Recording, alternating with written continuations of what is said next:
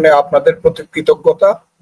যারা শুনছেন, দেশের মানুষ এবং যারা বাইরে থেকে শুনছেন, সবাইকে আমার সালাম, আসসালামু আলাইকুম। আজও কিন্তু পরিবর্তন হয় নাই। গত বছর 1 আগস্ট 24-এর 1 আগস্ট তখন কিন্তু আন্দোলনের চূড়ান্ত একটা পর্যায়ে চলছে,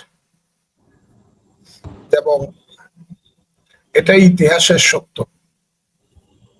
আমার জীবনের সত্য, যে ওই আন্দোলনে, শেখ হাসিনা সরকার বিরোধী আন্দোলনে আমি শুধু যুক্ত ছিলাম না, আমি ওখানে যারা ফিলোসফিক্যালি আন্দোলনকে উৎসাহিত করছিল, বাংলাদেশের ভিতরে আমি বলতে গেলে 1 নম্বরে ছিলাম বলে আমি দাবি করব, শুধু না, এটা সবাই জানে।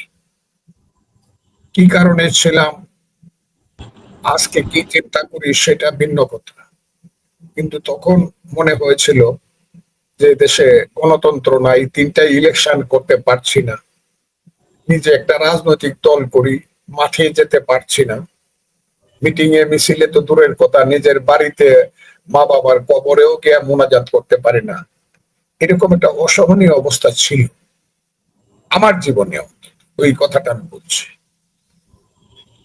কাজে আমার ধারণা ছিল, আর সেখানে আওয়ামী লীগের সরকারের নামে, আওয়ামী লীগের সরকারে তখন যারা ছিল তাদের অনেকগুলো লোক, আমি আওয়ামী লীগ ছাড়ার পরে আওয়ামী লীগ এসেছে, সেই হাইব্রিড শ্রেণী, তারাই ছিল মূল নেতা।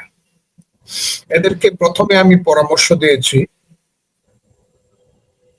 অনুরোধ করেছি, যারা খুব বেশি বাড়াবাড়ি করেছে তাদেরকে আমি সাবধান করেছি।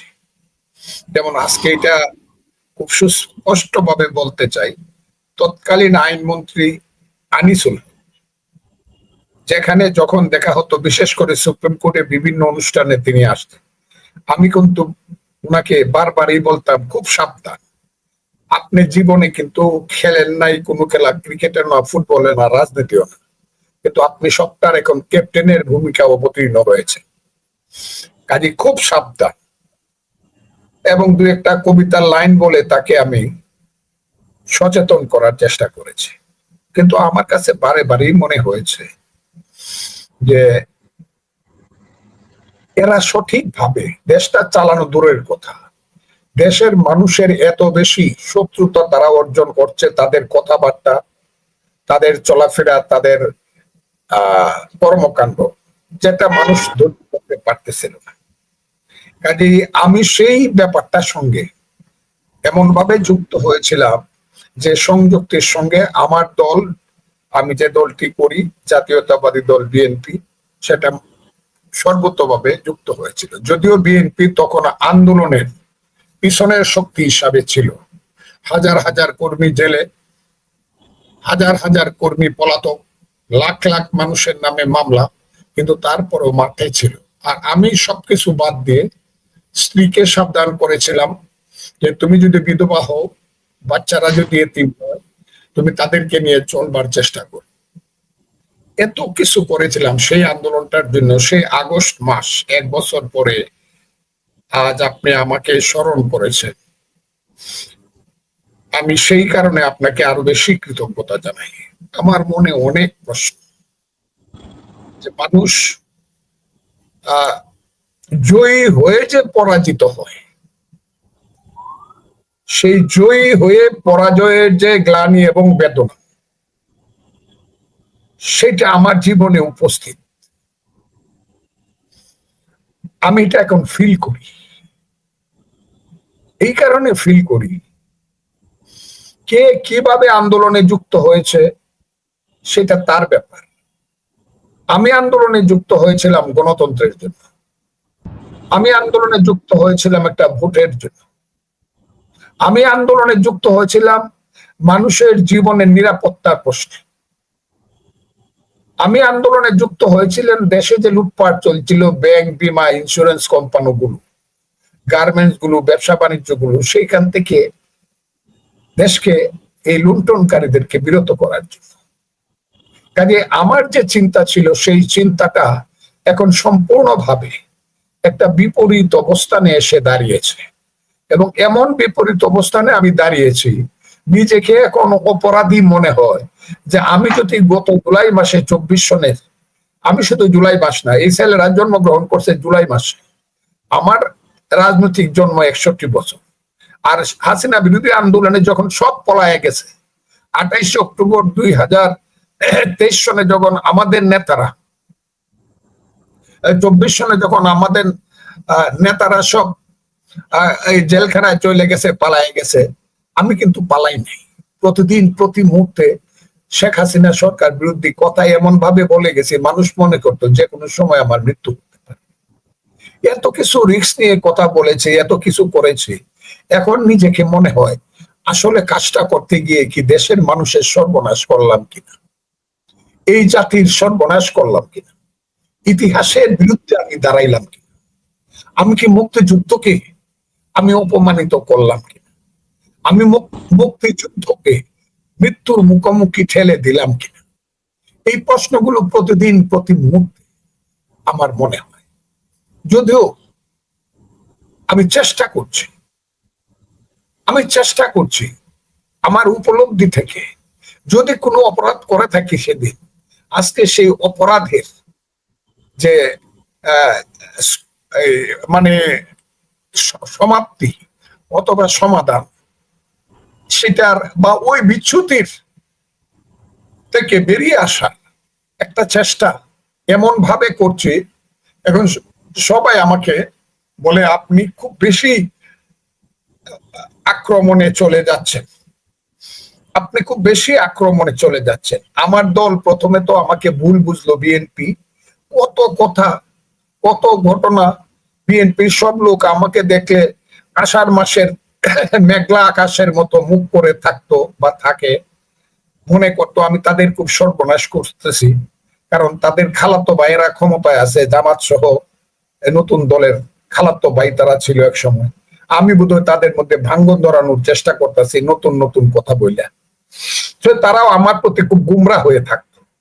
কিন্তু আজকে আমি কথা বলতে বলতে এক সময় এমন এক জায়গাতে এসেছি, প্রথমে তারা বুঝতে পেরেছে কি পারে নাই সেটা বড় কথা নয়, শেষে এসে তারা অঙ্কটাকে a plus b whole square is equal to a square plus 2ac plus b square, অন্তত বেশিরভাগ বিএনপির নেতা কর্মীরা বুঝতে সমর্থন হয়েছে। আজকে নয়াপল্টনে অফিসের সামনে দাঁড়ায় হাজারে হাজারে স্লোগান দেয়, জামাত শিবির রাজাকার এই মুহূর্তে বাংলা চায়। যদিও ভিতরে ভিতরে যে তাদের মায়া মমতা নাই, খালাতো ভাইদের প্রতি এমন কিছু লোক নাই, এটা আমি বলবো না, কারণ দুইটা জিনিস এইখানে এখন কন্ট্রাডিকশনে দাঁড়িয়েছে। এখানে 71 সনে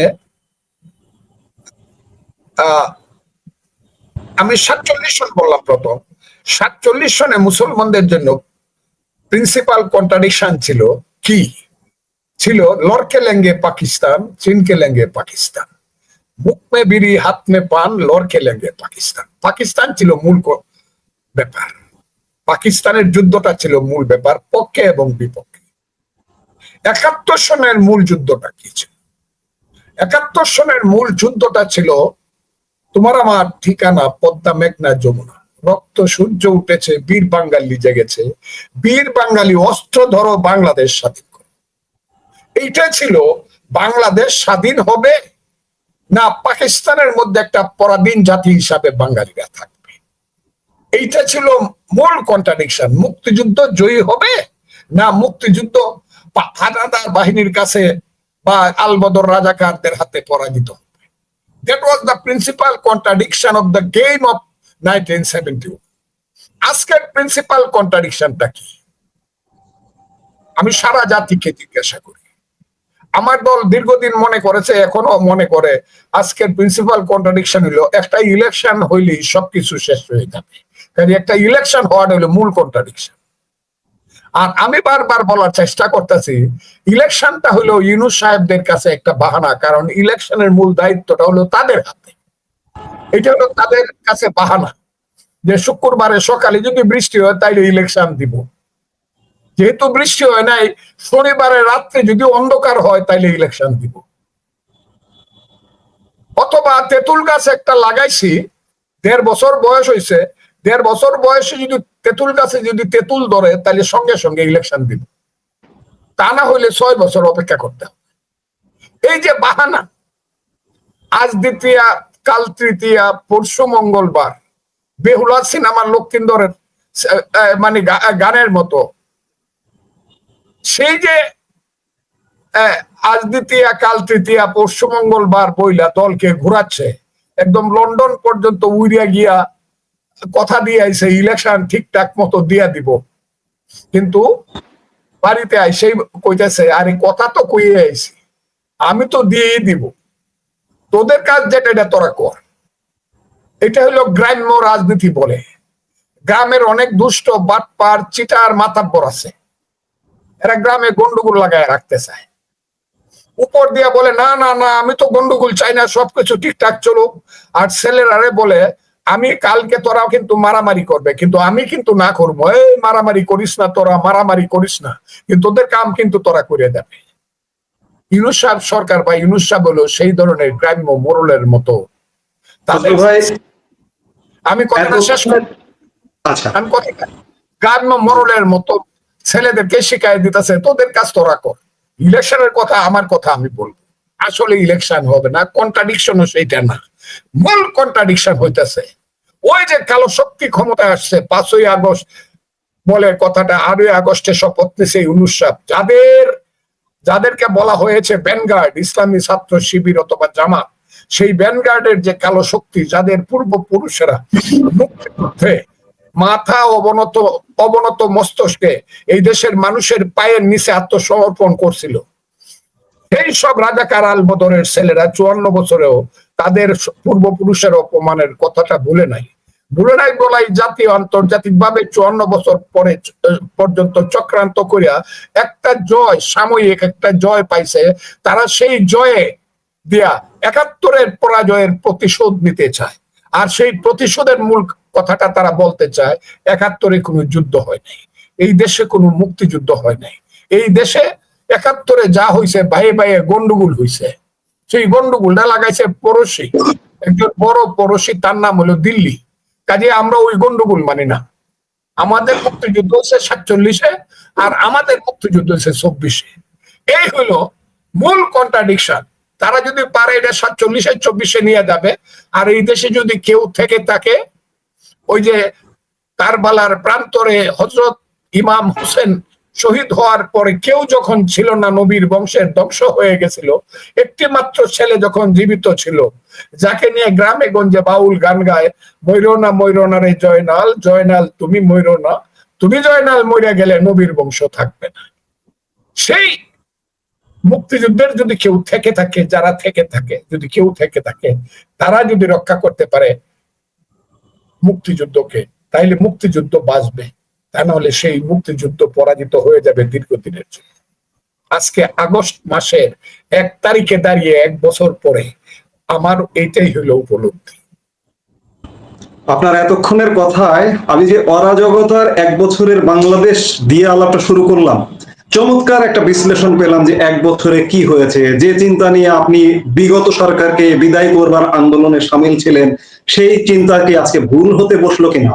আজকে যে প্রেক্ষাপটে আমরা দাঁড়িয়ে আছি, আজকে স্বাধীনতার 54 বছর, আপনি একজন বীর মুক্তিযোদ্ধা, আপনার যুদ্ধের কারণে আজকে আমরা একটা স্বাধীন বাংলাদেশের মানুষ। আজকে 54 বছরের কোন সময়ের সঙ্গে আজকের বাংলাদেশের প্রেক্ষাপট কি কোনোভাবে তুলনা করা সম্ভব, তুলনা করা যাবে? যাবে যাবে ওই শিশু বাচ্চারা যখন রাত্রের বেলা কান্নাকাটি করে, আকাশে চাঁদ উঠে, তখন মা তখন ডাক দেয়, আয় আয় চাঁদ মামা টিপ দিয়ে যা, চাঁদের কপালে চাঁদ টিপ দিয়ে যা। চাঁদের সঙ্গে শিশুটাকে তুলনা করে, মা তুলনা করতেই পারে। এরকম অনেক তুলনা পৃথিবীতে হয়, কিন্তু যেটা বাস্তব না, এটা হইলো কবিতার লাইন। মুক্তিযুদ্ধ 71 হইলো হিমালয় পর্বত, আর 24 হইলো তিলা, আমাদের দেশে তিলা। ডিফারেন্সটা অতটুকু। এখন অনেক শিশুরা তিলাকে দেখেই মনে করে হিমালয় পর্বত দেখে আসছে, হিমালয় পর্বত তারা দেখে নাই। 24 তারা জানেও না, বুঝেও। আর জানলে, যারা জানতো বুঝতো, তারা অনেকেই মারা গেছে।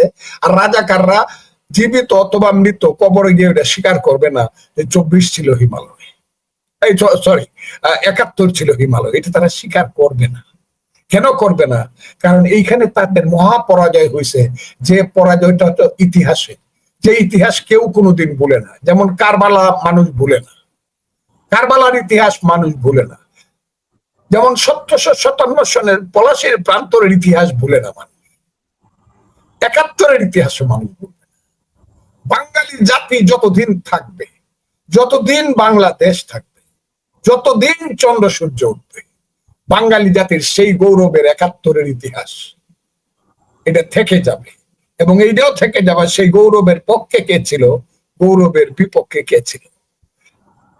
এরা যারা চেষ্টা করতেছে, এরা বৃথা চেষ্টা করতেছে। এদের একটাই চেষ্টা হওয়া উচিত ছিল, যদি এরা মানুষ হইতো, ওই দিন সোহরাওয়ার্দী উদ্যানে 19শে জুলাই দাঁড়ায় প্রথমেই বলা উচিত ছিল আমরা ক্ষমা প্রার্থী, বাঙালি জাতি, বাংলাদেশের মানুষ আমরা ক্ষমা প্রার্থী। আমরা অনেকেই জীবিত নাই, আমাদের পূর্বপুরুষ, কিন্তু তারা অপরাধ করে গেছে মুক্তিযুদ্ধ না করে।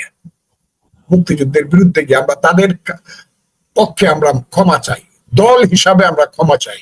আগামী দিনে আমরা রাজনীতি করতে চাই মুক্তিযুদ্ধ বাংলাদেশকে মেনে। কিন্তু এইটা মানতে পারে নাই বলে 2বার সেন্সলেস হয়েছে জামাতের ওই মাঠে। কারণ মনের সঙ্গে মুখের যে গরমিল, চিন্তার সঙ্গে, প্রকৃত চিন্তার সঙ্গে মেকি চিন্তার যে পার্থক্য, সেই পার্থক্যের কারণে জামাতের আমির 2বার সেন্সলেস হয়েছে। একবার সেন্সলেস হয়েছে যখন মিটিং এ দাঁড়াইছে, শুধু লাখে লাখে মানুষ, সাদা টুপি, সাদা পাঞ্জাবি গায়ে দেওয়া, কিন্তু এইটা তার চোখে ভাসে নাই। ভাসছে 1971 সনের 7ই মার্চে রেসকোর্স ময়দানে লাখে লাখে মানুষ লাঠি হাতে, অস্ত্র হাতে, লাখে লাখে মানুষ, মুখে তার জয় বাংলা, আর একটা মানুষ কালো কোট গায়ে দিয়া বক্তৃতা করতেছে, প্রত্যেক ঘরে ঘরে দুর্গ গড়ে তুলো, তোমাদের যা কিছু আছে তাই দিয়ে শত্রুর মোকাবেলা করতে হবে। মনে রাখবা, রক্ত যখন দিয়েছি রক্ত আরো দিব, আমি যদি হুকুম দিতে নাও পারি তোমরা সব বন্ধ করে দিবে। এবারের সংগ্রাম আমাদের মুক্তির সংগ্রাম, এবারের সংগ্রাম স্বাধীনতার সংগ্রাম। এই কথাটা তার ভাইসা উঠছে, তার চোখের মাঝে মনে একটা ধাক্কা দিয়েছে, উনি সেন্সলেস হয়ে গেছে। সেন্সলেস হইয়া তারপরে পানি টানি ঢাইলে টাইলে ভালো করছে তাকে, ঠিক আছে, আবার উঠছে, মনে করছে এখন নতুন করে আবার কথা বল, নতুন করে উঠছে। পরে দেখে আর আরো ভয়াবহ চিত্র তার সামনে ভাইসা উঠছে। কে চিত্র তার সামনে ভাইসা উঠছে? দেখা যাচ্ছে তাদের যে মহান সেনাপতি ছিল আমির আব্দুল্লাহ খান নিয়াজি, জেনারেল অফ পাকিস্তান, রাও ফরমান আলী, মির্জা খান, এইরকম ধরনের জেনারেলরা সহ হাজারে হাজার 93,000 সৈন্য মাথা নত করিয়া পৃথিবীর ইতিহাসের সবচেয়ে বেশি পরাজিত সৈন্য মিত্র বাহিনীর কাছে আত্মসমর্পণ করতেছে। মিত্র বাহিনীর নেতা জগজিৎ সিং অরোরা, একে খন্দকার, মেজর হায়দার বীরুত্তম, এরা দাঁড়ায় বৈশা আছে, দস্তখত করতেছে সারেন্ডারের। এইটা দেখেই আবার এখানে আলবদর রাজাকারদের কত লেখা আছে, এদেরকেও সবাইকে সারেন্ডার করতে হবে। এইটা দেখে তার মানে এমন ধাক্কা লাগছে যে আবার সে সেন্সলেস হয়ে গেছে। এরপরে আর দাঁড়ায় কোনো বক্তৃতা করতে পারে নাই, বৈশা বৈশা 2-1টা কথা বলে শেষ করে দিচ্ছে। মিথ্যা জিনিস, অসত্য জিনিস, ইতিহাসের প্রতি অন্যায় কোনোদিন পৃথিবীতে জয়লাভ করতে পারে না। যেটা আজকের প্রেক্ষাপটে অনেক জয় করছে, তারা অনেক জয় করছে। জামাত 54 বছর পরে ব্যাংক দখল করছে, 54 বছর পরে বীমা কোম্পানিগুলো দখল করছে, বাংলাদেশের হসপিটাল গুলো দখল করছে, বাংলাদেশের সমস্ত আর্থিক প্রতিষ্ঠান তারা দখল করছে। তাদের কথা ছাড়া সচিব বদল হয় না, তাদের কথা ছাড়া ডিসি এসপি অনুবদল হয় না, তাদের কথা ছাড়া সেনাপতি একটা পদক্ষেপ দেয় না। বহুত বড় লাভ তাদের। কিন্তু you can bluff some men for many times, many men for some times, but not all men for all times. চিরদিনের জন্য মিথ্যা কিন্তু প্রতিষ্ঠিত হবে না এবং জয়ী হবে না, এবং এইটা একদিন প্রমাণিত হবে, এবং সেই দিনটা বেশি দূরে। তাই আমি আজকে এখানে বসে আমার মনের অবস্থাটা এইরকমই। আমি জানি না আমি বেঁচে থাকবো না মরে যাব। আমার বয়স 77 পার হয়ে যাচ্ছে, 78 পড়বে 1 মাস পরে, অক্টোবরের 3 তারিখে আমার বয়স হবে 78। সেই ফজলুর রহমান আমি বেঁচে থাকবো কিনা জানি না, কিন্তু আমি যদি বেঁচে থাকি তাহলে দেখে যাব মুক্তিযুদ্ধের সেই সুবে সাদেকের লাল সূর্য আবার বাংলাদেশে উঠছে। কারণ সূর্য কিন্তু সন্ধ্যায় অস্তমিত যায়, এটা এমন না চিরদিনের জন্য যায়, এটা সবাই জানে পরের দিন ভোরবেলা আবার সূর্য উঠবে। মুক্তিযুদ্ধের সূর্য বাঙালি জাতি যতদিন আছে, যতদিন বাঙালি জাতির ইতিহাস ঐতিহ্য আছে, যতদিন বাঙালি জাতির 10,000 বছরের সেই পদ্মা, মেঘনা, যমুনা, গঙ্গা পারে দাঁড়িয়ে দাঁড়িয়ে সুরমা, কুশিয়ারা, বরাক নদীর পারে থেকে ধরে সেই কীর্তিনাশা থেকে ধরে সেই করতোয়া পর্যন্ত সেই 356টি নদী পথ যতদিন থাকবে ততদিন বাঙালি জাতির মুক্তিযুদ্ধের ইতিহাস জয়ী হবে এবং থাকবে। এটা হলো আমার ধারণা। অবশ্যই মুক্তিযুদ্ধ জয়ী হবে, মুক্তিযুদ্ধ জয়ী হতেই হবে, মুক্তিযুদ্ধ পরাজিত হতে পারে না, মুক্তিযুদ্ধ জয়ী হবে। আপনি প্রায়শই আপনি একটি দল করেন, একটি দলের রাজনীতি করেন, কিন্তু আপনি একদম নিউট্রাল জায়গায় দাঁড়িয়ে কথা বলেন। সেই জায়গা থেকে গত 1 বছরে যে অরাজক পরিস্থিতি দেশে, এই পরিস্থিতিতে আপনি যে দলটি করেন এই মুহূর্তে বাংলাদেশ জাতীয়তাবাদী দল বিএনপি, এই অরাজকতা ক্রিয়েটর হিসেবে খানিকটা বিএনপির উপরও দায় যায়। এই দায়টাকে আপনি কিভাবে দেখবেন? বিএনপি আবার ব্যবস্থাও নিচ্ছে, বিএনপির হাইকমান্ড, কিন্তু কোনোভাবে কাজে লাগছে না কেন? আপনাকে অসংখ্য ধন্যবাদ। আমি দল করি বিএনপি, নিঃসন্দেহে আমি বিএনপিতে গেছি দেশনেত্রী বেগম খালেদা যে আমাকে চাইছে বলে আমি গেছি। যখন বিএনপি কেউ করতো না, যখন লগি বইটার মারামারি ছিল, বিএনপির নাম শুনলেই মানুষ মারতে যাইতো, বিএনপি তখন সব জেলখানায়, খুব কালো অধ্যায় ছিল তখন বিএনপি। সেই সময় আমি কেউ বিএনপি করতো না, আমি করছি। খালেদা যে চাইছে আমি গেছি, কিন্তু গিয়ে উনি এখনো জীবিত আছেন, উনি অনেক বড় নেতৃত্ব এই দলের, উনি মালিক বললেই চলে, গার্জেন, অভিভাবক। আমি উনাকে জীবিত রেখেই বলছি। আমি যখন যাই, আমাকে যিনি নিয়ে গিয়েছিলেন তিনি আর বাংলাদেশে নাই, সাথে করে নিয়ে গেছিলেন, তার নাম হলো জনাব উসমান ফারুক। উনি আমেরিকায় থাকেন, ওনার বয়স এখন অনেক বেশি। আরেকজন ছিলেন জনাব লুৎফুজ্জামান বাবু। ওনারা আছেন দুইজনে জীবিত, দেশনেত্রী বেগম খালেদা জীবিত আছেন। আমি যখন গেছি আমি বলছি যে আমি তো জীবনে কোনোদিন মুক্তিযুদ্ধের, আমি তো একজন মুক্তিযোদ্ধা, আমি সাধারণ মুক্তিযোদ্ধা, আমি অসাধারণ মুক্তিযোদ্ধা, আমি চেতনার স্তরে শুধু মুক্তিযোদ্ধা না, আমি নখের আঙ্গুল থেকে ধরে চুলের আগা পর্যন্ত আমার সমস্ত দেহটা মুক্তিযুদ্ধের আদর্শিত একটি দেহ। কারণ মুক্তিযুদ্ধ আমি কিন্তু 71-এর 26শে মার্চে শুরু করিনি। তারা জানে কথাটা। উনি তখন অবাক হয়েছে, কয় কি? হ্যাঁ, আমি মুক্তিযুদ্ধ শুরু করছি আমি যেদিন বিএ পাশ করিয়া MA পড়তে আসছি ঢাকা বিশ্ববিদ্যালয়ে 1969 সনের সেপ্টেম্বর মাসে। ঢাকা বিশ্ববিদ্যালয়ে পলিটিক্যাল সায়েন্সে MA ভর্তি হয়েছি। ইকবাল হলের 116 নম্বর রুমের রেসিডেন্ট, যে রুমের নেতা ছিলেন, রেসিডেন্ট ছিলেন আরেকজন ছিলেন জনাব শাহজাহান সিরাজ, জাতীয় ছাত্রলীগ নেতার এক নেতা, ছাত্রলীগের জেনারেল সেক্রেটারি এবং আমার লিডার। আমি যখন ছাত্রলীগ করি ওনার বাড়ি তো ময়মনসিংহ, গ্রেটার ময়মনসিংহ, টাঙ্গাইল, আমার বাড়ি কিশোরগঞ্জ। কাজে সেই সূত্রে তারা সবাই আমার বড় বড় ছিল, লিডার ছিল। আমাকে উনি আদর করে তার রুমে নিছেন। আমি দেখছি সেই রুমে সিরাজুল আলম খান আসতেন। কে সিরাজুল আলম খান? কি তার চক্ষুষ্মান চিন্তা, কি তার ভবিষ্যৎ চিন্তা! এই শিবনারায়ণ কইরে পতাকাটা বানাইতে পারবে না তুই? লাল সবুজের একটা পতাকা বানাবে, মধ্যম কিন্তু ম্যাপ দিবে, বাংলাদেশের ম্যাপ, পূর্ব পাকিস্তানের ম্যাপটা দিয়ে দিবে, তা না হলে ইন্ডিয়া ভুল বুঝবে। সেই ম্যাপ বানানোটা আমি দেখছি। এই জাহিদুর রহিম বাইরে কালকে নিয়ে আসবি তো। বাংলাদেশের তখন শ্রেষ্ঠ রবীন্দ্রসঙ্গীত শিল্পী, উনি বসছে, আমরা পিছনে দাঁড়ানো। আমি কিন্তু বসার কর্মী না, আমি উনার দাঁড়ানোর কর্মী। দূরে থেকে দেখি, একটু দূরে থেকে, এই ফজলু আয়, এবারে ডাক দে। আমি হইলাম তার এই অর্ডারের কর্মী, সিরাজুল আলম খানের। এটা বলতে আমার কোনো লজ্জা নাই। সেই জাহিদুর রহিম গান গাইছে। জাহিদ ভাই আমার সোনার বাংলা গানটা গান তো গাইছে, আমার সোনার বাংলা আমি তোমায় ভালোবাসি। নিস্তব্ধ উনি শুনছেন, যে কয়েকজন সবাই শুনছেন। আচ্ছা জাহিদ ভাই ওই গানটা গান তো ডিএল রায়ের ধনধান্যে পুষ্পে ভরা আমাদের এই বসুন্ধরা, ওই গানটা গাইলেন। গাওয়ার পর বলেন দুইটা গানই খুব চমৎকার, কিন্তু প্রথম গানটা তো আমাদের বিশ্বকবি রবীন্দ্রনাথ ঠাকুরের। এইটা নিয়ে বঙ্গবন্ধুর সঙ্গে কথা বলা দরকার যে এই আমার সোনার বাংলা গানটা জাতীয় সঙ্গীত বানানো যায় কিনা। আমি সেই গানের সাক্ষী, একজন ছোট সাক্ষী, কিন্তু আমি সাক্ষী। আমি এমএ ফাইনালের পরে আমি ফজলুর রহমান, আমি তখনই কিশোরগঞ্জ জেলা ছাত্রলীগের এক্স জেনারেল সেক্রেটারি, আমি তখনই কিশোরগঞ্জের 11 দফা আন্দোলনের কনভেনার ছাত্র সংগ্রাম পরিষদের। কাজে এত ছোট না।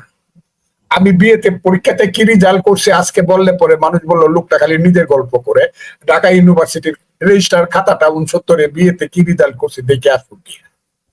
আমি সেই ফজলুর রহমান আমার অনামিকার আঙ্গুল কাইটা ইকবাল হলের সেই সানে বান্ধানো ঘাটের পারে, পুকুরের পারে ভোরবেলা শুভে সাদেকের সময় সে গোবারার কিচ্ছা শুনিয়া ডাক দিয়ে যায়, কিচ্ছা শুনিয়া বাঙালি জাতির মুক্তিযুদ্ধের স্বপ্ন দেখে আমি মুক্তিযোদ্ধা হচ্ছি। সিরাজুল আলম খানের হাতে রক্ত দিয়া, ওই অনামিকার রক্ত। সেই মুক্তিযোদ্ধা হিসাবে আমি বেগম খালেদা জিয়াকে বলছি, আপনি আমাকে নিয়ে আসতে পারেন বিএনপিতে, আমি আপনার জন্য সব করব। আপনার সাংগঠনিক কাজের কোনো ধরনের ত্রুটি হবে না আমার দ্বারা, কিন্তু আমার চেতনার স্তর থাকবে মুক্তিযুদ্ধের। আমি যেভাবে মুক্তিযুদ্ধ বুঝি আমি কিন্তু সেইভাবে বলবো। এটা এখনো সাক্ষী আছে, উসমান ফারুক সাহেব এখনো জীবিত, বাবর সাহেব এখনো জীবিত আছে। খুব ক্লিয়ার কথাটা বলছি। তো উনি সঙ্গে সঙ্গে হাসি দিয়া বললেন, আমি মিটিং অ্যারেঞ্জ করে দেব, আপনি যে ধরনের বক্তা, আপনার যে বক্তৃতা আমি শুনি, আমি মিটিং অ্যারেঞ্জ করে দেবো, আপনি সারাক্ষণ মুক্তিযুদ্ধের বক্তৃতা করবেন। আমি সেই ফজলুর রহমান। কিন্তু কাজে যেখানে যে অবস্থানে জীবনে থাকি, ওই যে কোন দল করি না করি, এটা আমার কাছে কোনো ম্যাটার না। কিন্তু আমি কিছুতেই মুক্তিযুদ্ধের বাইরে যাব না। আমি যেভাবে মুক্তিযুদ্ধ বুঝি সেই মুক্তিযুদ্ধের বাইরে আমি যাব না। ওই যে আধা আধা মুক্তিযুদ্ধ, আধা আধা মুক্তিযুদ্ধ, আমি ফুল মুক্তিযুদ্ধে বিশ্বাস করি। যে মুক্তিযুদ্ধের স্লোগান হলো তোমার আমার ঠিকানা পদ্মা মেঘনা যমুনা, আমি সেই মুক্তিযুদ্ধ। আমার প্রশ্নটা এই যে আজকে যে 1 বছরের অরাজকতাপূর্ণ বাংলাদেশ, এই বাংলাদেশের ক্ষেত্রে আপনি যে বর্তমানে যে দলটি করছেন, এই দলের উপরেও দায় আছে, এই দলেরও দোষ আছে। এটিকে আপনি কিভাবে মূল্যায়ন করবেন? দলের হাইকমান্ড ব্যবস্থা নিচ্ছে, কিন্তু তারপরেও বন্ধ হচ্ছে না কেন? আপনি কিভাবে আপনার দলের আত্মসমালোচনা কিভাবে করবেন? আমার দলের আত্মসমালোচনা আমি এইভাবে করব, আমার দল হাজার হাজার লাখ লাখ মানুষ কর্মী আছে, আমি দলটাকে প্রথমে প্রোটেকশন দিব দলের কর্মীকে। এইভাবে আমাকে মানুষ ভুল বুঝতে পারে। এমন বিএনপির হাজার হাজার কর্মী 15 বছরে জেলে গেছে, নিঃস্ব হয়ে বের হয়েছে, সিরা শার্ট গায়ে দিয়ে বের হয়েছে, মামলার টাকা খরচ করতে করতে বাপের জমি বিক্রি করছে, কিচ্ছু নাই। বাইরে দেখছে বোর পরনের সেরা কাপড়, ছেলে অসুস্থ, ট্যাবলেট খাওয়ার পয়সা নাই বা একটা চকলেট খাওয়াইতে পারে না, মা অসুস্থ, মুখে ওষুধ দিতে পারে না। সেই বিএনপির কর্মীটা, গরিব কর্মীটা যদি কিছু কারো কাছে গিয়া বলে থাকে আমার টেহা দেবে না, আমি আমার এই করবো, 10,000 15,000 20,000 টেহা নিছে, এইটাকে আমি দোষ মনে করি। কিন্তু খুব এমন আমি লয়ার, আমি এমন কোনো অপরাধ মনে করি না যে অপরাধে তার একদম সব শেষ হয়ে যাবে বা দলের শেষ হয়ে যাবে। তবে এটা করা উচিত না, এটা আমি মনে করি। আমরা এখন ওইটা চেক করতে পারি না। এটা খালি আপনি দেখেন, আপনি ভাই আজকে সাজ্জাদ কাদের ভাই আমাকে প্রশ্ন করলেন, আরেকটা লোক যে ঘরের মাঝে ঢুকিয়া সামান্য কিছু নিয়ে গেছে, কি 26 ভরি স্বর্ণ পকেটে করে নিয়ে গেছে, ওইটা দেখেন না? ওরে বলে না ও তো সাধু। আমি জামাতের আমির যখন বক্তৃতা করে বৈশা, আমার প্রথম যুদ্ধ শেষ, কি শেষ? আমি তারাইছি। দ্বিতীয় যুদ্ধ হলো দুর্নীতিবাজের বিরুদ্ধে, চাঁদাবাজের বিরুদ্ধে।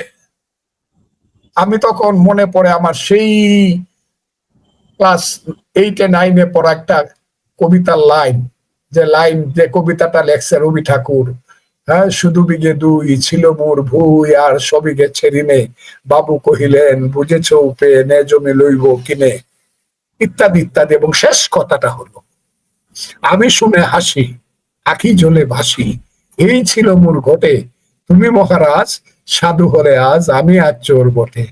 যারা ব্যাংক লুট করছে জামাত ইসলাম, একটা প্রতিষ্ঠান, আমাকে রাজশাহীর লোকজন বলছে তারা ভুল হইলে আমি ভুল, কিন্তু এখন পর্যন্ত কেউ 13,000 কোটি টাকা যে প্রতিষ্ঠানটার সার্বিক মূল্য, সেই প্রতিষ্ঠানটা নাবিল গ্রুপ, হ্যাঁ নাবিল গ্রুপ, নাবিল গ্রুপ। আমি নাই বা আমি তো ভাই আপনাদের মতো জ্ঞানী গুণী মানুষ না। এই 13,000 কোটি টাকার একটা প্রতিষ্ঠান দখল করছে, ইসলামী ব্যাংক দখল করছে। ওই দিন দেখলাম 50,000 কোটি টাকা তারা এখান থেকে দূরে দূরে সরাইছে। এইগুলা তো আছেই। আপনি সচিবালয়ে যাবেন, সেইখানে বসে আছে জামাতের শিবিরের কর্মীরা, ডিসি 5 কোটি, সচিব 25 কোটি, বড় কোম্পানি বড় 50 কোটি। আবার শুনি অনেকে, আমি অনেক সময় দম বন্ধ হয়ে আসে ভাই, আমার বয়স হয়েছে, 1500 কোটি টাকা নাকি চান্দা নিছে একটা কোম্পানির কাছ থেকে, একটা কোম্পানির কাছ থেকে 1500 কোটি টাকা, 1500 কোটি। এর সঙ্গে একটা রিক্সা স্ট্যান্ড দখল করছে বিএনপির একটা ছেলে, একটা দোকান দখল করছে, একটা ডুবা দখল করছে মাগুর মাছ ছাড়বার লাগি। এইটাকে যদি আপনারা মিলে বিএনপি কে অপরাধী করেন, তাইলে আমাকে বলতে হয় আমি শুনে হাসি আঁখি জলে ভাসি, এই ছিল মোর ঘটে, তুমি মহারাজ সাধু হলে আজ আমি আজ চোর বটে। আমার আরেকটা কথা শুনে, আপনারা জানেন না, আপনাকে আমি অনুরোধ করব, সমস্ত বাংলাদেশের সাংবাদিকদেরকেই অনুরোধ করব, সিলেট হলো বাংলাদেশের সবচেয়ে বড় জায়গা, ঢাকার পরে হাউজিং ব্যবসা, ঘরবাড়ি বানানো। সিলেটের জমি ঢাকার জমির চেয়ে বেশি দামি, কারণ সিলেটের টাকা আসে লন্ডন থেকে, বিদেশ থেকে। সিলেটিরা বহু আগে বিদেশে গেছে।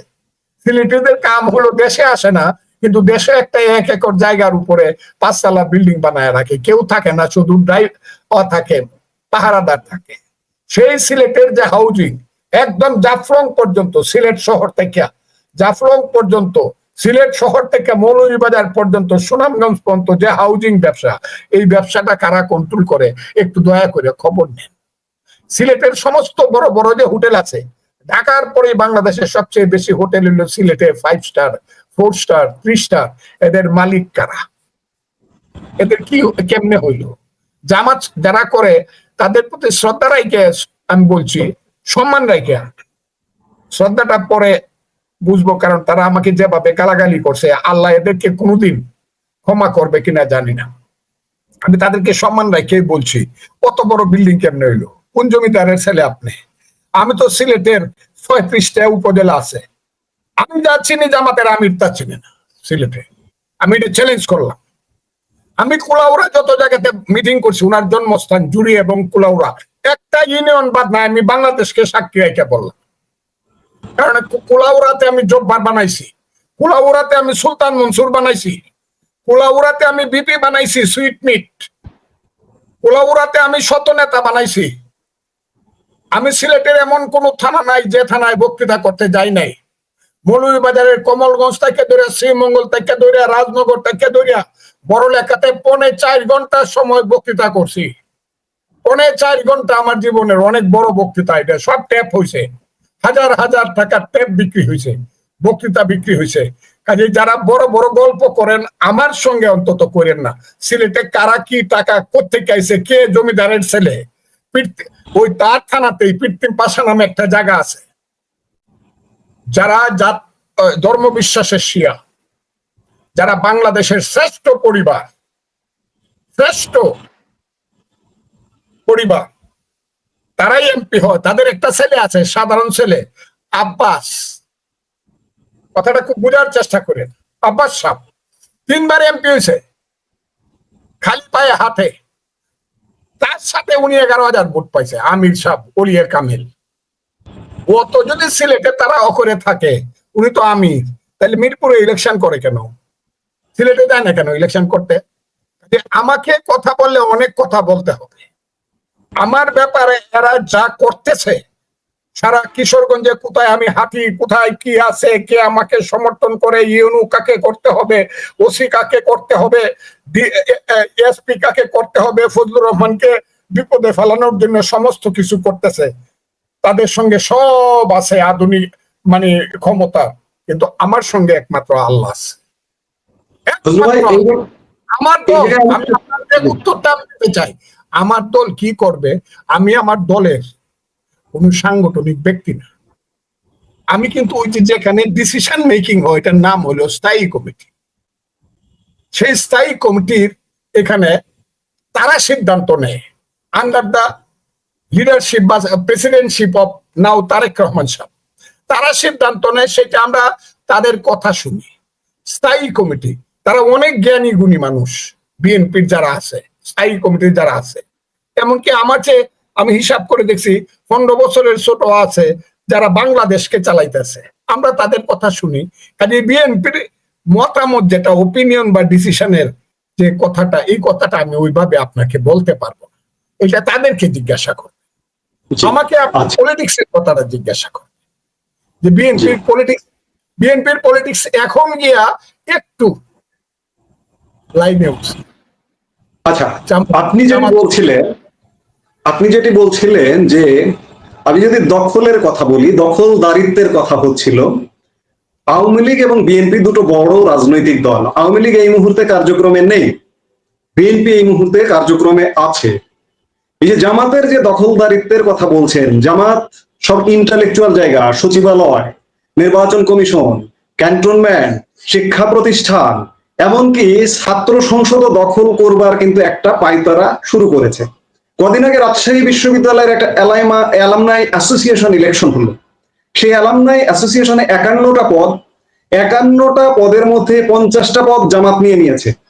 বিএনপি সেই ইলেকশনকে বর্জন করেছে। ঠিক তেমনি ভাবে ডাকসুর নির্বাচনের তফসিল ঘোষণা হয়েছে, রাকসুর নির্বাচনের তফসিল ঘোষণা হয়েছে। এই যখন অবস্থা, আওয়ামী লীগ চলে গেছে, এই মুহূর্তে তো ক্ষমতায় আসার কথা বিএনপির, বা আগামী দিনে যদি নির্বাচন হয় ক্ষমতায় আসার কথা বিএনপি।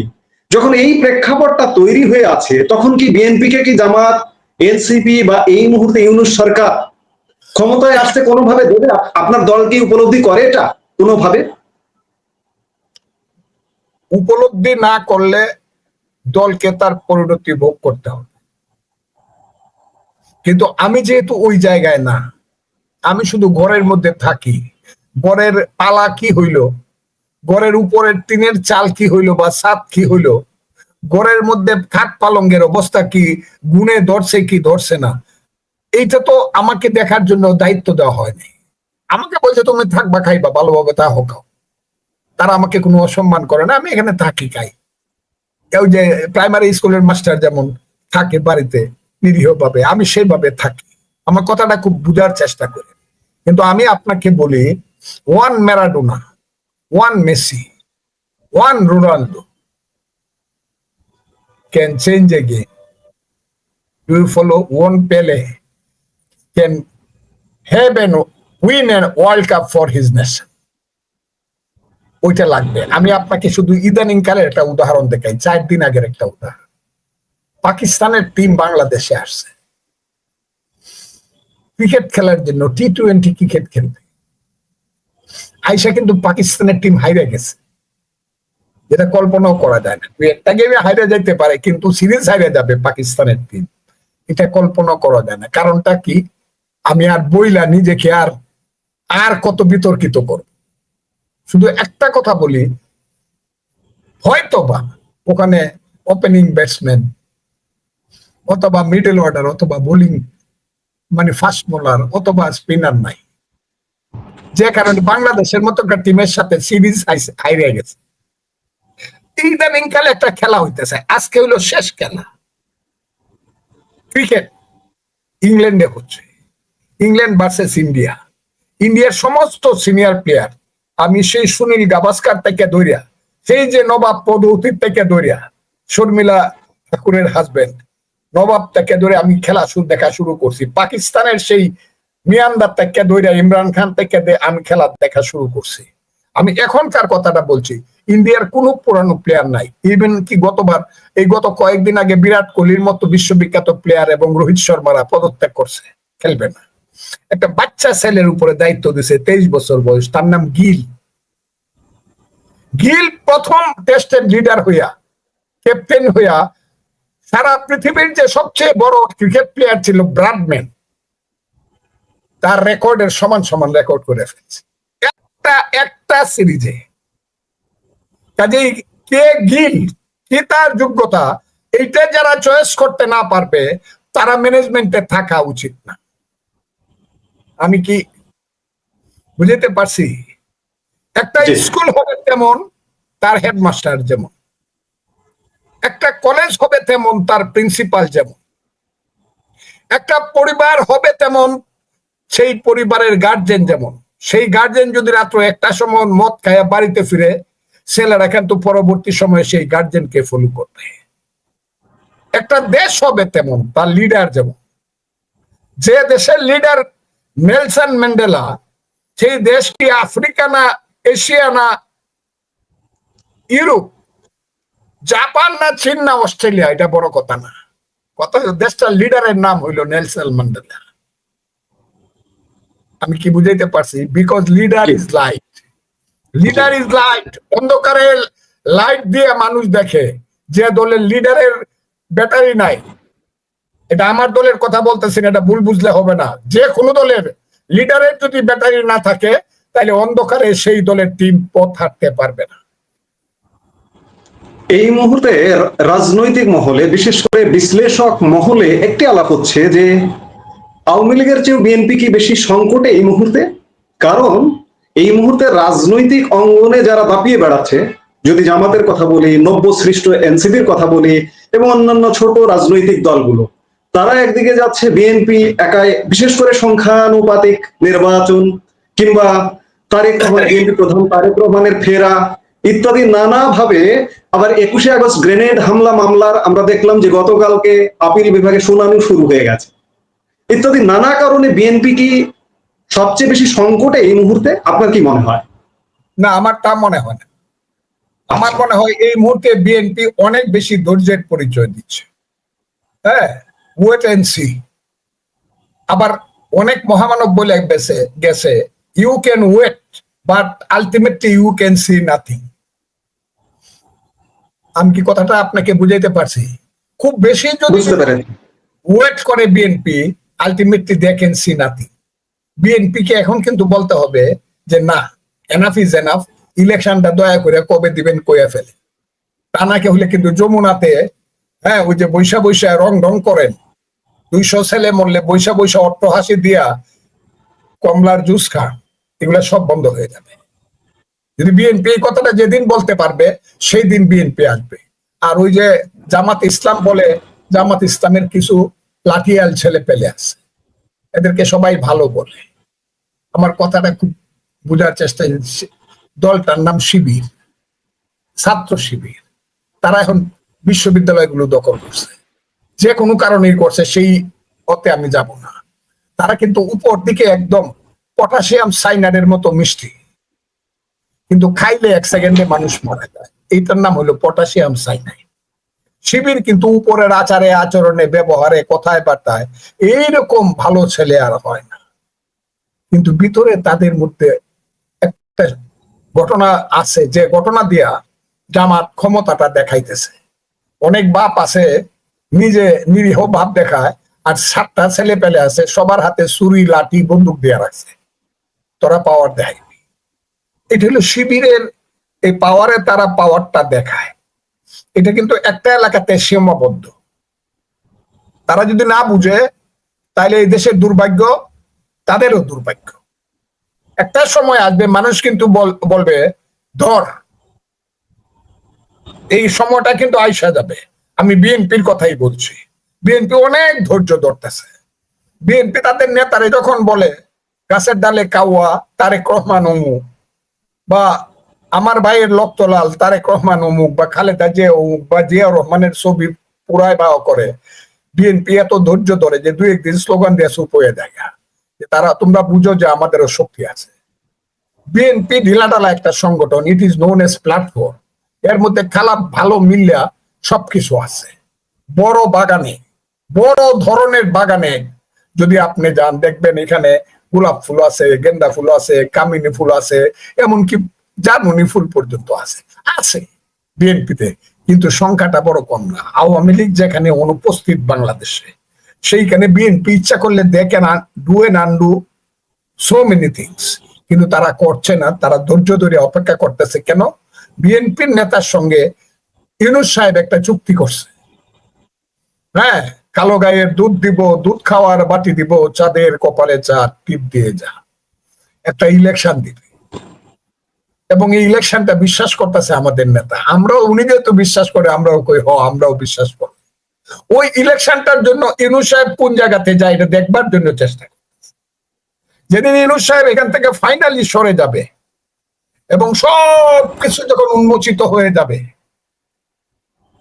সবকিছু কালো মুখগুলো যখন দেখা যাবে, তখন বিএনপি খুব বেশি দেরি করলে ক্ষতিগ্রস্ত হবে।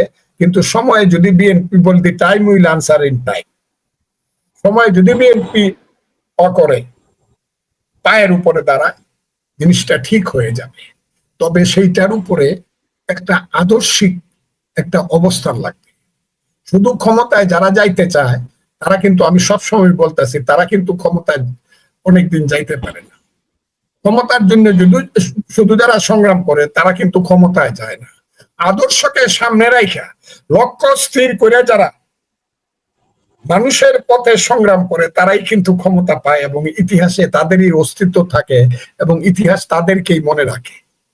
আমার ধারণা বিএনপি যদি সেই পথে চলে, বাংলাদেশ ঠিক পথে চলবে। আর বিএনপি যদি সেই পথে চলতে কোনো কারণে স্লিপ খায়, তাইলে বাংলাদেশের কপালে দুঃখ আসছে। যেমন আমি বাংলাদেশের কপালে দুঃখ আছে, বিএনপির কপালেও দুঃখ আছে, বিশ্লেষকরা তাই মনে করেন। কারণ হচ্ছে যে বিএনপি, আপনি খানিক আগে বলছেন যে ধৈর্য ধরছে, অপেক্ষা করছে। আওয়ামী লীগের 16 বছর ধৈর্য ধরেছে, কিচ্ছু হয়নি। একটা বছর চলে গেল আওয়ামী লীগ চলে যাবার পরে, এখনো কিচ্ছু হচ্ছে না। বিএনপি আসলে আর কত ধৈর্য ধরবে? শুনেন, সবার ধৈর্য তো আর একরকম হয় না। অসীম ধৈর্য বিএনপি। যেমন আমি বলি, আমি যদি বিএনপির দায়িত্বপ্রাপ্ত ওই যে কি কমিটি কয়টারে, ঐক্য কি কমিটি না, ওই আলী রিয়াজের নেতৃত্ব, আমি এটার নামও মনে করতে চাই না। আমি কথাটা বলে, এটার নামও আমি মনে করতে চাই না। এতে রাজনীতি করি আর না করবো। আলী রিয়াজ যে বাংলাদেশ চালায়, সেই বাংলাদেশে আমি বাঁচতেও চাই না। এর অর্থই না যে আমি আলী রিয়াজকে ঘৃণা করি। আলী রিয়াজকে আমি মনে করি না আলী রিয়াজ এই দেশের কেউ। আমি মনে করি আলী রিয়াজ একজন বিদেশি নাগরিক। সে বৈশা বৈশা পাওয়ার উপরে পাও তুললে পেটাকেনি করে প্রত্যেকদিন স্টেটমেন্ট করবে, এই ঐক্য হয়ে গেছে, সেই ঐক্য হয়ে গেছে। ছাত্ররা প্রথমে গন্ডগোল করছিল, তারপরে আমরা একটু ধমক দিছি পরে আবার সমস্ত ছাত্ররা এক হয়ে আবার আমাদেরকে কথা দিছে ঠিক মতো চলবে। এই যে লজ্জাজনক অবস্থান বাংলাদেশের রাজনীতির, এই রাজনীতিকে আমি ঘৃণা করি এখন। ঘৃণা ঘৃণা ঘৃণা। আমি হইলে এখানে যাইতাম না। আমি যদি বিএনপির দায়িত্বপ্রাপ্ত ব্যক্তি হইতাম, আমার নেতাকে আমি বলতাম যে আপনি লন্ডন থেকে বসে আছেন, তো আপনি ওখান থেকে অর্ডার দেন, আপনার অর্ডার আমি শুনবো। কিন্তু লিডার জিনিসটা কিন্তু এরকম। এখানে মানুষ কিন্তু ওই বিএনপির স্থায়ী কমিটির সদস্য সালাউদ্দিন সাহেব একবার পার্লামেন্টের মতো একটু করে আসলো, কি ওয়াক আউট করে আসলো, আবার গিয়া ঢুকলো। ঢুকতে গিয়া দেখা গেল 2-3টা পোলাপা বাংলাদেশের নেতা, এরাই সব, নাম আর বলতে চাই না, 2-3টা পোলাপা। আমি তো বললাম, আমি ওই দিন বলছি ওগুলা 500 মিললে একটা ফজলুর রহমানের ভোট পাইবো না। একটা ফজলুর রহমান যে ভোট পাবে, 500 মিললে ভোট পাবে না। এরা বৈশা রয়েছে ইউনূস সাহেবের গাড়ের উপরে, মাথার উপরে। এদের সাথে গিয়ে হাসা হাসা কথা কম লাগে। এদেরকে একটু সমীহ করতে হয়, এদেরকে একটু পিঠে হাত দিয়া মাথায় হাত দিয়ে বুঝাইতে হয় যে ভাই, তুমি বাংলাদেশটা তো তোমাদেরই, আমাদেরকে কিছু দেও না হলে আমরা কি খায়া বাঁচবো। এই যে লজ্জাজনক অবস্থান, এই অবস্থানটাকে আমি ঘৃণা করি। বরং যে কয়েকটা ছোট দল, প্রিন্স এবং মুস্তাকের নেতৃত্বে, দুইজনেই আমার ছোট ভাইয়ের মতো, কেউই আমার দল করে না। আমি তাদেরকে সেলিউট করি, বলে আসছে মানি না তোরে, যা তুই পারলে বাংলাদেশের নাম এটারে যা ইচ্ছা তা রাইখে, পাকিস্তান রাইখে দে, আফগানিস্তান রাইখে দে, তুই টোটাল বাংলাদেশের সংবিধানের সমস্ত স্তম্ভ বদলায় দে। তোরা তোরা এখানে লিখে রাখ যে আমরা গণতন্ত্র, সমাজতন্ত্র, ধর্মের জাতীয়বাদ মানি না, এটা শরীয়ত অনুযায়ী বাংলাদেশ চলবে, শরিয়া আইন হবে, লেখ। কিন্তু this is not the end, এটাই শেষ না। কিন্তু এইটা যেদিন তারা করবে, এই দিনই কিন্তু তাদের মৃত্যুবান তাদের সামনে আসবে। হ্যাঁ, শরিয়া আইন তারা যদি করতে চায় আমার কোনো আপত্তি নাই, কিন্তু করতে হবে ভোটের মাধ্যমে। বাপের বেটা হলে আসো, বাপের বেটা হলে আসো, চক্রান্ত করো কেন? কিছু মিলিটারি আর ইউনূস সাহেবের মতো একজন, কি বলবো তাকে, আমি বলি মহামানব, অন্যরা বলে আর অন্যটা পাল্টাটা বলে। আমার কথাটা খুব বোঝার চেষ্টা করেন, আমি এটা বলি না। ওই ইউনূস সাহেবের পাওয়ারে, ওই রাইফেলের পাওয়ারে, গুলির পাওয়ারে, এলএমজির পাওয়ারে, টাকার পাওয়ারে সংবিধান বদলায় দিবা হবে না। তাইলে কিন্তু একটা মুক্তিযুদ্ধ হবে, এবং হবেই হবে, হতেই হবে মুক্তিযুদ্ধ। এই দেশে, এটা বাংলাদেশ, এটা তোমাদের বাপ দাদারা স্বাধীন করে নাই। তোমাদের বাপ দাদারা পাকিস্তানের আব্বাজান ডাইকে তাদের পক্ষে যুদ্ধ করছে। তারপরে আমরা যখন যুদ্ধে জয়লাভ করার মুহূর্তে গেছি, যুদ্ধ করতে আইসো ওই মগডালে তুললে, বট গাছে তুললে তোমাদের পূর্বপুরুষারে ব্রাশ ফায়ার করছি। এই প্রতিশোধটাই তো তোমরা নিতে চাও, এটা নিতে পারবে না তোমরা। You have already lost the game. কাজে আমি এটা মনে করি যে তারা যা ইচ্ছা করুক। কেন যাবে বিএনপি সেখানে? কেন যাবে? কি কারণে যায়? দস্তখত করবে লাগি? বিএনপি দস্তখত করতে বিএনপি বলবে ইলেকশন দাও, পাবলিক যাকে ভোট দেবে আমরা 2/3 মেজরিটি পাবো, আমরা সংবিধান পরিবর্তন করব 31 দফার মতো করে। আর তোমাদেরকে দিলে তোমরা করবা। ওইখানে বসে বসে আলী রিয়াজ, বাপ দাদার নাম নাই, সান মরলের বিয়াই, হ্যাঁ আলী রিয়াজ এই দেশের সংবিধান পরিবর্তন করবো, এটা আমার করলেও মানবো না। শেষ চেষ্টা করব, যদি 18 কোটি মানুষের বিরুদ্ধে বলে আমি ফজলুর রহমান মৃত্যু পর্যন্ত চেষ্টা করবো এই সংবিধান মানি না, এই ঐক্যমত মানি না। রাজাকারের আবার ঐক্যমত, আমি এটা মানি না। খুব ক্লিয়ার, এইটা ভেঙে দেওয়া উচিত, দিয়ে বলা উচিত সব আপনি ইলেকশন দেন, তা না হলে সিরাতুল মুস্তাকিম, সোজা পথে হাঁটেন। ইলেকশন, ফেয়ার ইলেকশন, যে ভোট পাবে 2/3 সবাই মিললে আমরা সংবিধান সংসদ ইলেক্টেড। Were you? তোমরা কারা সংবিধান পরিবর্তন করে ফেলবা? হ্যাঁ, যুদ্ধ করো নাই, অস্ত্র দেখো নাই, মায়ের চোখের জল দেখো নাই, এতিম সন্তান দেখো নাই, সন্তান হারা পিতাকে দেখো নাই, তুমি এদেশের সংবিধান পরিবর্তন করে ফেলবা? যে সংবিধান 30 লক্ষ লোকের আকরে লেখা সংবিধান, সেই সংবিধান তুমি পরিবর্তন করে ফেলবা? দেখি তো, এদের তো এত অমানুষ যারা বলে গণতন্ত্র থাকবে না, সমাজতন্ত্র, গণতন্ত্র, ধর্মের জাতীয়তাবাদ, এত মানুষ। তোরা আরো 3টে লাগা এলো, ওইটা পরিবর্তন করস কেন? ওটা তো মানুষের রক্তে লেখা। কাজে আমি এই কারণে বলি, আমার দল, এই যে হইতে পারে আমার দল আমাকে বলবে আপনি এইগুলা কি করেন, এখনো বলবো না। আমার দল সেইখানে গিয়ে বাসুর গুলার সাথে বসুক, যাদের এখনো রেজিস্ট্রেশন হয় নাই। একটা ছেলে দেখি দাঁড়িয়ে মনে হয় মাদ্রাসায় পড়ছে, আরে মাদ্রাসা পড়া আমি খারাপ মনে করতেছি না, কি এর নেতা? এর সাথে গিয়ে আমার সালাউদ্দিন আহমদ বসতে হইব গিয়া, আমার স্থায়ী কমিটির সদস্য, কে লাগি? আবার হাসা হাসা কথা কই ওদেরকে খুশিও করণ লাগবো, কে লাগি? ভোট কর, আয় দেখি কোন সিটে। আমি তো চ্যালেঞ্জ করতে চাই, আমার দল যদি চায় জামাতের কোন নেতার বিরুদ্ধে কোথায় আমাকে দিবে, দেখি ওর জামানত বাঁচে কিনা। আমি চ্যালেঞ্জ করলাম, বলে ওই অমুক জেলা একদম জামাতের ঘাঁটি, এখন ইলেকশন করলে জামাত আগের চেয়েও 1% ভোট কম পাবে। যদিও বলছে 30 লাখ লোক হয়েছে, 120 কোটি টাকা খরচ হয়েছে। 30 লাখ লোক হওয়া, 120 কোটি টাকা খরচ করিয়া এই দেশে মানুষের অভাব না। আইদের মানুষ ঢাকা শহরে দেখতে আসে। ওই ছাত্ররা যখন অন্য দলে মিটিং করে, যারা মানে ইসলামী দল না, তখন আসে সিনেমা টিনেমা দেখবো, চাইনিজ হোটেলে খামো। আর মৌলভী সাহেবরা যখন মিটিং দেখে, জামাত ইসলাম যখন মিটিং দেখে, তখন তারা মনে করে ওই ইস্তেমার মাঠ দেখবো, আবার ওই কাকরাইলের মসজিদ দেখবো, রমনা পার্ক একটু দেখে যাবো। এই কারণে বহু মানুষ আসে, এমনি আসে, এমনি। আর একজনে বলছে একটা লোক আনতে 5,000 করে টাকা লাগছে, 5,000 হিসাবে 120 কোটি টাকা। কাজে বড় মিটিং করছেন, তাহলে সাহস করে একটা ইলেকশন করেন। কোন এলাকাতে বলেন? বলেন, আমি গ্রেটার ময়মনসিংহের কথা বলছি, বড় কথা বলে কোন সিটে ইলেকশন করবেন বলে, আমি চ্যালেঞ্জ করলাম। সিলেট তো একদম ওলি আল্লাহ গাউস কুতুব 360 জন আউলিয়ার দেশ। হযরত শাহজালাল, হযরত শাহজালাল, শাহপরান, শাহ নাসির উদ্দিন গেসুদারাজ সেই কল্লা শহীদ পড়ে আছে সিলেটে বা ব্রাহ্মণবাড়িয়াতে। কোথায় করবেন? সিলেটে কোন কোন সিট বলেন?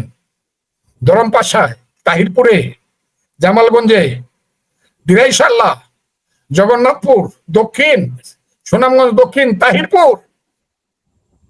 কোথায় করবেন? ছাতক দেখি করেন, দেখি গোয়াইনঘাট, কোম্পানিগঞ্জ, গোলাপগঞ্জ, বিয়ানীবাজার, কোথায় সিট করবেন? সিলেট শহর দাঁড়াবেন? এই শহরে যে সিট পায় সিলেটে, সেই দল নাকি ক্ষমতা যায়। দেখি তো জামাত ইসলামের কে দাঁড়ায়, দেখি তো। আমি তো ছোটবেলা থেকে গিয়ে সিলেটে ইলেকশন কমিশনার ভোট করি, চিফ ইলেকশন কমিশনার বা কমিশনার। আমি তো এই কামরান যখন কমিশনার থেকে চেয়ারম্যান হয় তখনও আমি গেছি। লাখে লাখে মানুষ আছে, ফজলুর রহমান কি বক্তৃতা করে। যখন আরিফ ফুল হক চৌধুরী যখন মেয়র হয় প্রথম দ্বিতীয়বার, দুইবারই আমি ছিলাম তার দায়িত্বে, আপনি এখনো উনি জীবিত, ওই পত্রিকাতে উঠতো ফজলুর রহমান একাই 100। আমি কোনো গল্প করতেছি না, দেখেন পত্রিকা সেই সময়, ফজলুর রহমান একাই 100।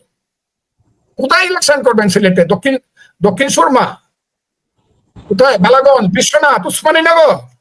সিলেটের আমার ইলিয়াস আলীর স্ত্রীর সাথে দাঁড়াও তো আমার বোনের সাথে, কে দাঁড়াইবা পারলাম আমার কালো দেখি জামানত কত বাসে।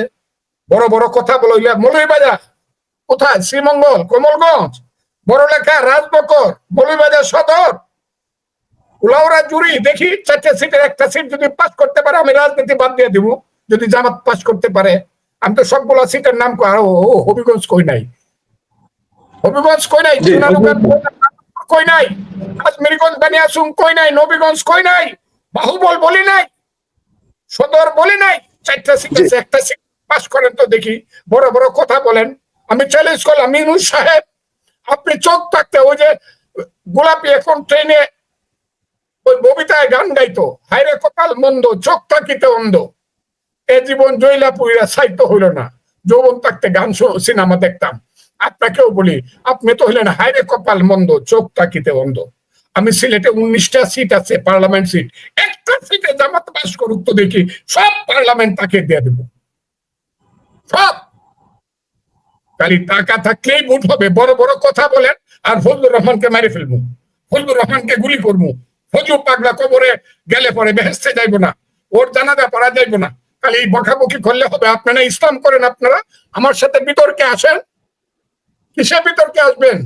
রাজনীতিতে, অর্থনীতিতে, সংবিধানে, কোরআন শরীফে আসেন। কোরআন শরীফে বিতর্ক করবো, দেখি জামাতের কোন মৌলানা সাহেব আছে, আমি কোরআন শরীফ তার সাথে আমি বিতর্ক করতে চাই। যে কোরআন শরীফে কোথায় আছে যে রাষ্ট্র ক্ষমতা এরকম এরকম কি রকম হবে, আমি দেখতে চাই। কোথায় পৃথিবীতে কোরআনের মাধ্যমে দেশ চলে? সৌদি আরব, ইরান, বাহরাইন, কুয়েত, কাতার, তুরস্ক, কোথায়? আফগানিস্তান, কোথায় কোরআনের মাধ্যমে দেশ চলে? এখানে মানুষকে ধোঁকাবাজি করেন। কোরআন হলো মানুষের সেই জিনিস। আলহামদুলিল্লাহ রাব্বিল আলামিন। আল্লাহ বলছে আমি সমস্ত প্রভু, আর আপনারা আল্লাহকে নিয়ে বাক্সর মধ্যে থয়ে কইছেন মুসলমানের প্রভু। আমরা বিএনপির ধৈর্য এবং বিএনপির প্রতি মানুষের প্রত্যাশার জায়গায় ছিলাম।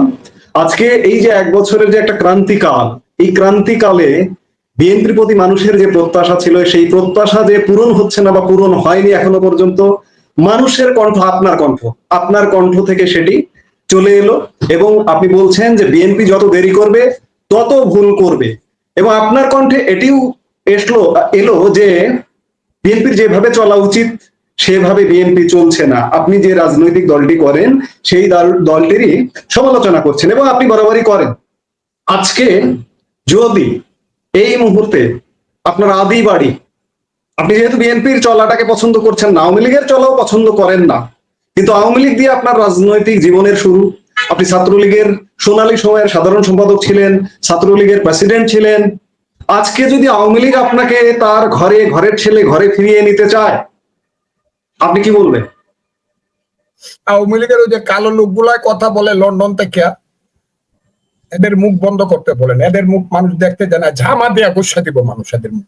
এদের মুখগুলা বন্ধ করতে বলেন। আমি আজকে কথাটা বল, এদের মুখগুলা বন্ধ করতে বলেন। এদের এই মুখগুলা মানুষ এই কালো মুখগুলা দেখতে চায় না, এদেরকে কথা বন্ধ করতে বলেন ফার্স্ট। 2 নম্বর, আওয়ামী লীগ তো বন্ধ, আওয়ামী লীগ তো হবে না। আমি বলছি 10 বছর লাগবে আওয়ামী লীগের লিখতে, আমি নিজেই বলছি, আমার কথা তো আমি চেঞ্জ করবো না। তবে এটাও বলছি, এই দেশে দল হবে। ওই যে তারা মনে করতেছে বিএনপি 1 নম্বর দল, সে একটা জোট করবে, জামাত 2 নম্বর দল, সে আরেকটা জোট করবে, বিএনপি সরকারে আসবে, জামাত বিরোধী দলে আসবে। তখন আমি বলছি যে 3 বছরের মধ্যে তখন এই দেশ আফগানিস্তান হবে। কারণ বিএনপি দেশ চালানোর পথে জামাত যে ডিস্টার্বটা করবে, সেই ডিস্টার্বের একটা পথে এসে যদি কোনো কারণে স্লিপ খায়, তাহলে এই রাজাকাররা এব ক্ষমতায়, এটা হবে আফগানিস্তান। রাজাকারদের হাত থেকে ক্ষমতাকে বাঁচানোর জন্য এই দেশে অবশ্য অবশ্য অবশ্যই একটা দল হবে। সেই দলটার হবে বাঙালি জাতীয়তাবাদের পক্ষে, প্রগ্রেসিভ বাঙালি জাতীয়তাবাদের পক্ষে, রেডিক্যাল বাঙালি জাতীয়তাবাদের পক্ষে একটা দল হবে। এবং সেই বাঙালির সংখ্যা হলো এই দেশে 99%, 1% পাহাড়ি বাদ দিলে আর সব বাঙালি, যারা হাজার বছর যাবত এই দেশে বাঙালির জাতি ছিল, রাষ্ট্র ছিল না, বাঙালির অবস্থান ছিল, ঘর ছিল না, বাঙালি বারান্দায়ও ঘুমাইতে পারত না, বাঙালির কোন শাসক ছিল না। পাল বংশের পরে 1,500 বছর, শত শত বছর যাবৎ বাংলার মায়েরা, মুসলমান মায়েরা নামাজ পড়ে আল্লাহর কাছে বলেছে, হে আল্লাহ, আমাদেরকে এমন এক সন্তান দাও যে সন্তান আমাদেরকে বিদেশিদের হাত থেকে রক্ষা করবে। বাংলার হিন্দু মায়েরা সন্ধ্যাবেলায় তুলসী তলায় প্রদীপ জ্বালিয়ে ভগবানের কাছে প্রার্থনা করেছে, হে ভগবান, আমাদেরকে এমন এক অমৃতের সন্তান দাও যারা আমাদেরকে স্বাধীনতা দিবে। দিনে দিনে, মাসে মাসে, বছরে বছরে, যুগে যুগে, সেই আলাউদ্দিন হোসেন শাহ থেকে ইলিয়াস শাহ থেকে ধরে ইসাকা পর্যন্ত এক ধরনের স্বাধীনতা থাকলেও ব্রিটিশ আমলে সে নীল সাহেবদের অত্যাচারে জর্জরিত হয়ে আমাদের মায়েরা বোনেরা ছড়া পড়েছে, ছেলে ঘুমালো, পাড়া জোরালো, বর্গি এলো দেশে, বুলবুলিতে ধান খেয়েছে, খাজনা দিব কিসে, ধান ফোরালো, পান ফোরালো, খাজনার উপায় কি, আর কটা দিন সবুর করো, রসুন বুনেছি। আমার মায়ের জমির অস্ত্র জল মুছিয়ে দেওয়ার জন্য এই দেশে ব্রিটিশ বিরোধী আন্দোলন হয়েছে, সংগ্রাম হয়েছে, ফাঁসির মঞ্চে গিয়েছে ক্ষুদিরাম, সূর্য সেনের মতো দেশপ্রেমিকেরা।